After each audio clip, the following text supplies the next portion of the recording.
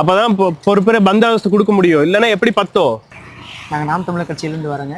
பிப்ரவரி 21 மாற்றத்தை விரும்பும் மக்களின் மாநாடு நடக்குது, நீங்கள் அவசியம் கலந்துக்கணும். போலீஸ்காரன்ட்டே நோட்டீஸையும் கொடுத்துட்டு போலீஸ்காரனே மாநாட்டுக்கு வான்னு கூப்பிடுறேன். ஐயா, போலீஸ்காரங்களுக்கே தான் ஆண் காவலர்களுக்கு 8 மணி நேரம் பணியும் பெண் காவலர்களுக்கு 6 மணி நேரம் பணியும் எங்கள் அண்ணன் ஆட்சியில் சொல்லியிருக்கிறார். போலீஸ்காரங்களுக்கே தான் நலவாரியம் அமைச்சு தரேன்னு சொல்லியிருக்கிறார். போலீஸ்காரங்களுக்கே தான் இராணுவ கட்டமைப்பில் இருக்கிற மாதிரி மருத்துவ வசதி ஏற்படுத்தி கொடுக்குறேன்னு சொல்லியிருக்காரு.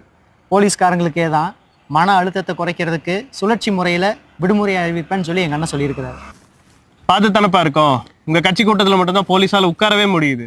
போன தேர்தலுக்கே நாம் தமிழருக்கு தான் ஓட்டு போட்டேன், இந்த தேர்தலுக்கும் நாம் தமிழருக்கு தான் ஓட்டு போட போகிறேன். நம்பிக்கையோட போங்க, மாநாட்டுக்கு வரேன்.